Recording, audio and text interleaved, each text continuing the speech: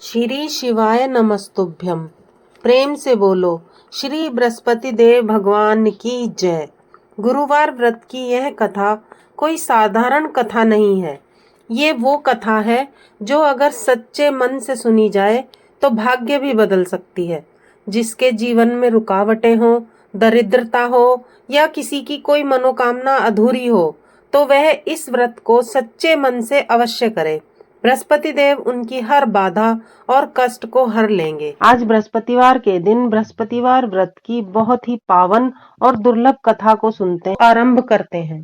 भारतवर्ष में एक बहुत ही प्रतापी राजा थे जो दान धर्म करने वाले थे। वो नित्य गरीबों और ब्राह्मणों की सहायता करते थे, लेकिन उनकी रानी उनके स्वभाव के एकदम विपरीत थी।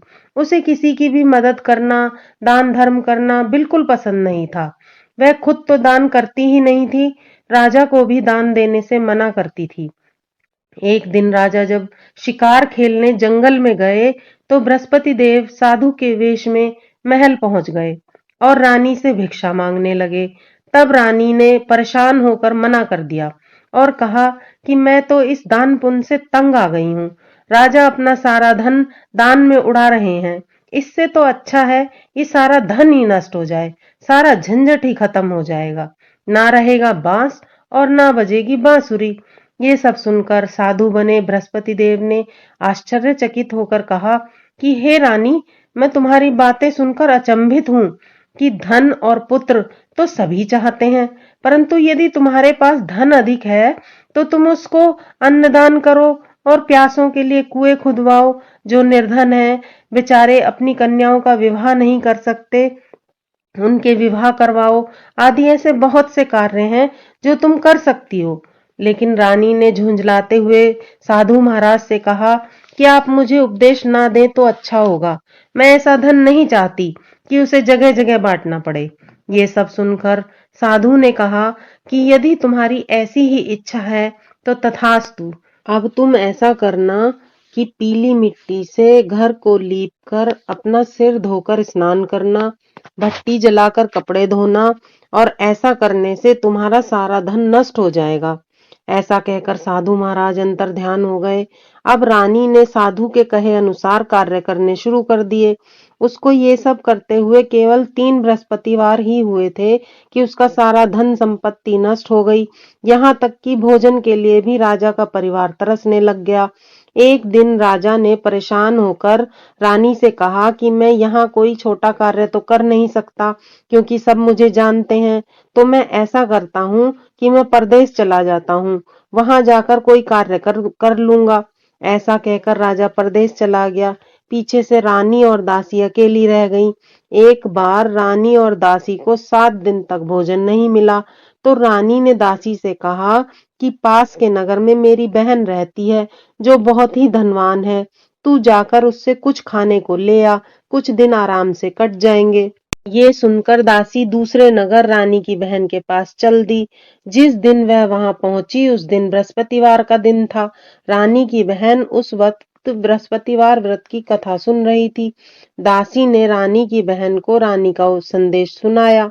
जब दासी को जवाब नहीं मिला तो उसे बहुत गुस्सा आया और उसने वापस आकर रानी को सारी बात बता दी। सुनकर रानी ने अपने भाग्य को कोसा। उधर रानी की बहन ने सोचा कि बहन की दासी आई थी और मैं उससे कुछ नहीं बोल पाई, बहन को बड़ा दुख हुआ होगा। कथा सुनकर और पूजन समाप्त करके जब वह बहन के घर गई और कहने लगी कि मैं बृहस्पति देव की कथा सुन रही थी, जब तक कथा समाप्त नहीं होती है तब तक ना किसी की सुनते हैं और ना बोलते हैं, इसलिए तू मुझे माफ कर दे, मैं इसीलिए नहीं बोली थी। फिर उसने दासी की तरफ देखकर पूछा कि बताओ दासी, तुम घर क्यों आई थी? तब रानी ने कहा कि बहन तुमसे क्या छिपाऊं। फिर रोने लगी और रोते हुए उसने बताया कि हमारे घर में खाने तक को अनाज नहीं था, इसलिए मैंने दासी को भेजा था। तब रानी की बहन ने कहा कि देखो बहन, भगवान बृहस्पति देव सबकी मनोकामनाएं पूर्ण करते हैं। तुम्हारे घर में शायद अनाज रखा हो।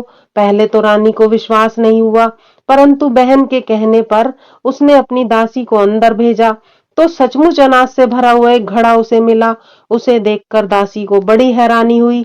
और दासी रानी से कहने लगी कि हे रानी, जब हमको भोजन नहीं मिलता तो हम व्रत ही तो करते हैं, क्यों ना इससे व्रत और कथा की विधि पूछ ली जाए, ताकि हम भी व्रत और पूजा अच्छे से कर पाए, तब बृहस्पति देव की कृपा हम पर बरसेगी।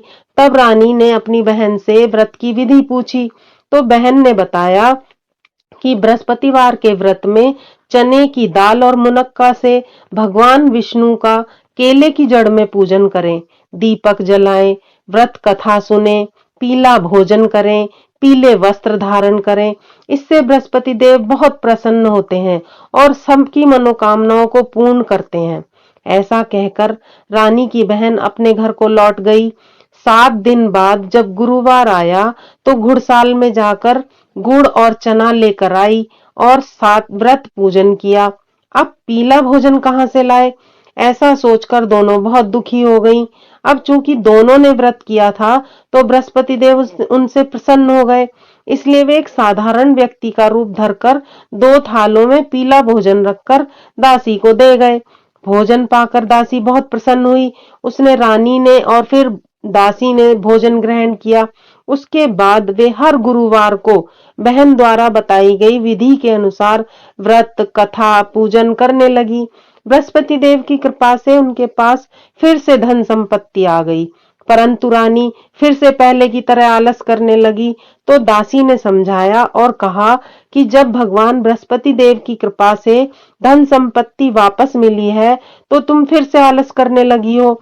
बहुत मुसीबतों के बाद तो हमें ये धन संपत्ति मिली है, तो हमें दान धर्म करना चाहिए, भूखे मनुष्यों को भोजन कराना चाहिए, को शुभ कार्यों में खर्च करना चाहिए, जिससे तुम्हारे कुल का यश बढ़ेगा, स्वर्ग की प्राप्ति होगी और पितृ भी प्रसन्न होंगे। रानी ने दासी की बात मान ली और अपने धन को शुभ कार्यों में खर्च करने लगी, जिससे नगर में चारों तरफ उसका यश फैलने लगा। उधर परदेश में राजा लकड़ियां काटकर अपना जीवन यापन कर रहा था। एक दिन राजा जंगल में एक पेड़ के नीचे आसन जमा कर बैठा हुआ था और अपनी दशा को सोचकर बहुत व्याकुल हो रहा था। बृहस्पतिवार का दिन था। अचानक उसने देखा कि निर्जन वन में एक साधु प्रकट हुए हैं। वह साधु के वेश में स्वयं बृहस्पति देव भगवान थे, जो लकड़हारे के सामने आकर उससे कहने लगे कि तुम इस निर्जन वन में अकेले चिंतामग्न क्यों बैठे हो? तब राजा ने दोनों हाथ जोड़कर कहा, महात्मा जी, आप सब कुछ जानते हो, मैं आपसे क्या कहूँ, और रोने लगा। उसको रोता हुआ देखकर साधु बने बृहस्पति देव ने कहा कि तुम्हारी पत्नी ने बृहस्पतिवार के दिन बृहस्पति देव का निरादर किया है, इसलिए रुष्ट होकर उन्होंने तुम्हारी यह दशा की है। परंतु अब तुम चिंता मत करो और मेरे कहे अनुसार कार्य करो, तुम्हारे सब कष्ट दूर हो जाएंगे। तुम ऐसा करना, बृहस्पतिवार के दिन कथा करना, चने और मुनक्के लाकर उसका प्रसाद बनाना और शुद्ध जल लोटे में भरकर शक्कर मिलाकर अमृत तैयार करना। उसके बाद अपने परिवार व परिवार के लोगों के साथ कथा सुनना, उसमें अमृत व प्रसाद बांटना, फिर स्वयं भी ग्रहण करना। ऐसा करने से भगवान तुम्हारी सभी मनोकामनाएं पूरी करेंगे। साधु के ऐसे वचन सुनकर लकड़हारे रूपी राजा ने कहा कि हे प्रभु, मुझे लकड़ी बेचकर इतना धन नहीं मिलता जिससे मैं भोजन के उपरांत कुछ भी बचा सकूं। साधु ने कहा कि लकड़हारे, तुम बिल्कुल चिंता मत करो, तुम रोजाना की तरह लकड़ियां काटकर शहर में लेकर जाओ, तुम्हें रोज से 2 गुना धन प्राप्त होगा, जिससे तुम भली भांति भोजन कर सकोगे और पूजा का सामान भी खरीद सकोगे। इतना कहकर साधु अंतर्ध्यान हो गए। कुछ दिन बाद जब फिर से गुरुवार का दिन आया तो लकड़हारे ने लकड़ियां काटकर शहर में बेची। उस दिन उसे और दिनों की अपेक्षा अधिक धन मिला, तो उसने पूजा का सारा सामान खरीदा, व्रत कथा आरती सब कुछ अच्छे से की। उस दिन से उसके दुख क्लेश दूर होने लगे। परंतु जब अगला गुरुवार आया तो वह व्रत करना भूल गया। इस कारण बृहस्पति देव नाराज हो गए। उस दिन उस नगर के राजा ने एक विशाल यज्ञ का आयोजन किया हुआ था और शहर में यह घोषणा करा रखी थी कि नगर में कोई भी अपने घर में आग नहीं जलाएगा और न ही भोजन बनाएगा, सब मेरे यहाँ भोजन ग्रहण करेंगे। इस आज्ञा को जो नहीं मानेगा उसे फांसी की सजा दी जाएगी। राजा की आज्ञा अनुसार शहर के सभी लोग भोजन करने गए, लेकिन लकड़हारा कुछ देर से पहुंचा। तो राजा ने उसे अपने साथ महल ले गए और भोजन कराने लगे। तभी रानी की दृष्टि उस खूंटी पर पड़ी जिस पर उसका हार लटका हुआ था। उसने देखा कि वहां हार नहीं है। अब रानी ने सोचा कि मेरा हार इस लकड़हारे ने ही चुराया है। रानी ने उसी समय सैनिकों को बुलाकर उसको कारागार में डलवा दिया। कारागार में लकड़हारे ने सोचा कि मेरे न जाने कौन से पूर्व जन्मों के कर्म थे जो मुझे यह दुख मिला है, और जंगल में मिले साधु को याद करके रोने लगा। उसी समय भगवान बृहस्पति देव प्रकट हुए और उसकी दशा को देखकर कहने लगे, अरे मूर्ख, तूने बृहस्पति देव की पूजा नहीं की, इसलिए तुझे यह दुख प्राप्त हुआ है। अब तू चिंता मत कर, बृहस्पतिवार के दिन कारागार के दरवाजे पर तुझे पैसे पड़े हुए मिलेंगे। उनसे तू प्रसाद और पूजा का सामान मंगवाकर बृहस्पति देव की पूजा करना, तेरे सारे कष्ट दूर हो जाएंगे। लकड़हारे ने साधु के कहे अनुसार बृहस्पति देव की कथा की। उसी वक्त रात्रि को बृहस्पति देव ने राजा के स्वप्न में आकर उससे कहा कि तूने एक निर्दोष को कारागार में बंद किया है। रानी का हार उसी खुंटी पर तुझे टंगा मिलेगा, तू उसे छोड़ दे। यदि तूने ऐसा नहीं किया तो मैं तेरा सारा राज्य नष्ट कर दूंगा। सुबह उठकर राजा ने देखा कि हार तो खुंटी पर ही टंगा हुआ है। तुरंत वह कारागार में गया और लकड़हारे से माफी मांगी और उसको मुक्त करके रत्न आभूषण वस्त्र आदि देकर उसको विदा किया। लकड़हारा अपने राज्य की ओर चल दिया। अब नगर में पहुंचकर राजा ने देखा कि उसका राज्य तो पहले से बहुत ज्यादा वैभवशाली हो गया है। जगह जगह पर कुएं तालाब खुदे हुए हैं, धर्मशालाएं बनी हुई हैं। राजा ने वहां पर किसी से पूछा कि ये सब किसने बनवाए हैं, तो नगर के लोगों ने बताया कि ये सब हमारी रानी ने और उसकी दासी ने बनवाए हैं। ये सब सुनकर राजा को बहुत गुस्सा आया कि जब मैं गया था तब तक सारा धन नष्ट हो गया था, अब ये सब पैसा कहाँ से आया। और महल में जाकर रानी से पूछने लगा कि तुम्हारे पास इतना धन कहाँ से आया। तब रानी ने बताया कि यह सब धन दौलत बृहस्पति देव की कृपा से प्राप्त हुआ है। राजा और रानी ने निश्चय किया कि 7 दिन के बाद लोग बृहस्पति देव की पूजा करते हैं, परंतु मैं दिन में 3 बार कहानी सुनूंगा और रोज व्रत किया करूंगा। अब हर समय राजा के दुपट्टे में चने की दाल बंधी रहती थी। वह रोज व्रत किया करता था। कुछ दिन के बाद राजा ने अपनी बहन से मिलने का निर्णय लिया और अपनी बहन से मिलने चल दिया। मार्ग में उसने देखा कि कुछ लोग मुर्दे को लेकर जा रहे थे। राजा की कथा कहने का समय हो गया था। राजा ने उनसे रोककर कहा कि मेरी बृहस्पति देव की कथा सुन लो। लोग कहने लगे कि हमारा तो आदमी मर गया, इसे अपनी कथा की पड़ी हुई है। परंतु कुछ लोगों ने विरोध किया और कथा सुनने के लिए बैठ गए। कथा समाप्त होने पर उन्होंने देखा कि मुर्दा तो राम राम कहते हुए उठ खड़ा हुआ। सभी बहुत खुश हो गए और राजा को धन्यवाद कहने लगे। राजा आगे बढ़ गया। आगे जाने पर उसने देखा कि एक किसान खेत में हल चला रहा है। अब राजा का कथा सुनने का समय हो गया था। राजा ने उससे कथा सुनने का आग्रह किया तो किसान ने उससे कहा कि जब तक मैं तेरी कथा सुनूंगा तब तक तो मैं 4 हरैया जोत लूंगा और अपनी कथा किसी और को जाकर सुनाना। राजा आगे चल दिया। राजा के आगे जाते ही उसका बैल पछाड़ खाकर गिर गया और किसान के पेट में बहुत तेज दर्द होने लगा। तभी किसान की माँ वहां खाना लेकर आई थी, तो उसने किसान को और बैल को दोनों को देखा। दोनों की हालत खराब थी। उसने उनके बारे में पूछा तो किसान ने सारी बात अपनी माँ को बता दी। अब बुढ़िया सारी बात समझ गई और दौड़ी दौड़ी राजा के पास आई और कहने लगी कि राजा, मैं तेरी कथा सुनूंगी, लेकिन मेरी कथा सुनने के बाद तुझे खेत पर चलकर मेरे बच्चे को ठीक करना होगा। राजा ने उसकी बात मान ली और खेत पर वापस आकर कथा कही। कथा समाप्त होते ही बैल उठ खड़े हुए और किसान के पेट का दर्द भी ठीक हो गया। राजा आगे चल दिए। राजा अपनी बहन के घर पहुंचा तो बहन ने भाई का खूब आदर सत्कार किया। अगले रोज प्रातः काल उठकर राजा ने देखा कि वहां तो सभी भोजन कर रहे हैं। तो राजा ने अपनी बहन से पूछा कि क्या कोई ऐसा है जिसने भोजन ना किया हो और वो मेरी कथा सुन ले। तो बहन ने जवाब दिया कि भैया, यह देश ऐसा ही है, यहाँ के लोग प्रातःकाल ही भोजन कर लेते हैं। फिर भी मैं आस पड़ोस में जाकर देख आती हूँ कि यदि कोई भूखा है और तुम्हारी कथा सुनने के लिए तैयार हो गया तो उसे ले आऊंगी। परंतु उसकी बहन को कोई भी ऐसा व्यक्ति नहीं मिला। अंत में वह कुम्हार के यहाँ गई।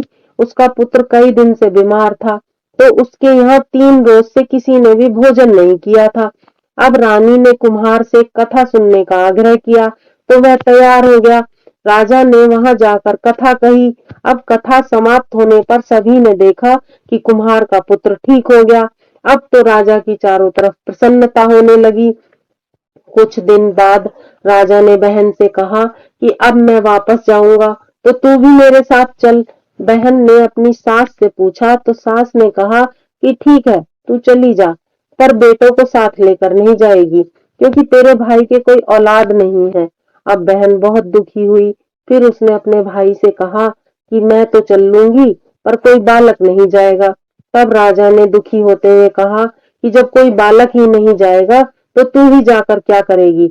और बड़े दुखी मन से अपने राज्य में वापस आ गया और आकर रानी से कहने लगा कि हमें कोई औलाद नहीं है, इसलिए हमारा मुख देखने का भी किसी का धर्म नहीं है, और बिना खाए पिए ही दुखी होकर बैठ गया।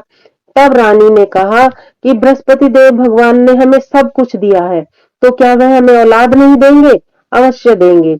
और उसी रात को राजा को स्वप्न में बृहस्पति देव ने दर्शन दिए और कहा कि हे राजा, तुम्हारी सारी चिंताएं खत्म, तेरी रानी गर्भ से है। राजा को यह सुनकर बहुत खुशी हुई। इसी तरह दिन बीतने लगे। 9वें महीने में रानी ने एक सुंदर पुत्र को जन्म दिया। पूरे राज्य में खुशियां ही खुशियां फैल गईं। तब राजा ने रानी को समझाया कि जब मेरी बहन बधाई देने आएगी तो तू उससे कुछ मत कहना, क्योंकि स्त्री बिना कुछ खाए तो रह सकती है, परंतु बिना कुछ कहे नहीं रह सकती, इसलिए उससे कुछ मत कहना। जब राजा की बहन ने यह खुशखबरी सुनी तो उसे बहुत खुशी हुई और वह बधाई देने आ गई। तब रानी ने उससे कहा कि घोड़ा चराकर तो नहीं आई, गधा चराकर आ गई है। तब राजा की बहन ने कहा कि भाभी, अगर मैं ऐसा नहीं कहती तो तुम्हारे औलाद कैसे होती, क्योंकि भगवान बृहस्पति देव ऐसे ही हैं, जिसके मन में जैसी कामनाएं होती हैं वो सभी को पूर्ण करते हैं। सद्भावना पूर्वक बृहस्पति द्वार का व्रत जो व्यक्ति करता है, कथा पढ़ता है, सुनता है, दूसरों को सुनाता है, बृहस्पति देव उसकी सभी मनोकामनाएं पूरी करते हैं। संसार में जो मनुष्य सद्भावना से भगवान बृहस्पति देव का सच्चे हृदय से पूजन करते हैं, तो भगवान सदैव उनकी रक्षा करते हैं। जैसी सच्ची भावना से रानी और राजा ने उनकी कथा का गुणगान किया, तो बृहस्पति देव ने उनकी सभी मनोकामनाएं पूर्ण की। इसलिए कथा पूर्ण होने के बाद प्रसाद अवश्य लेकर जाना चाहिए। हृदय से उसका मनन करना चाहिए। पूर्ण श्रद्धा और भक्ति से जयकारा बोलना चाहिए।